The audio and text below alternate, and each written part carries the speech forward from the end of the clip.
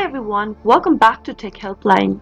In today's video, I'm going to guide you through how to log in to Renault online banking account. Watch the video till the end and don't forget to subscribe to our channel by hitting that subscribe button. Press the notification bell so that you'll never miss another upcoming upload from us.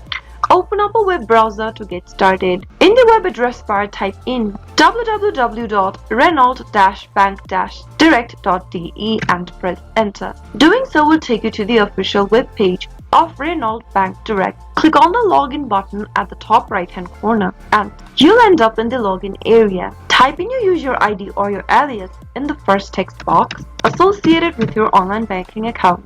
On the next field, type in your PIN code and finally click on Announce to log into your bank account online. That is how it can be done. I hope the tutorial was helpful to you. If it was, go ahead and give us a thumbs up. I'll be back soon with more videos like this. Thank you for watching.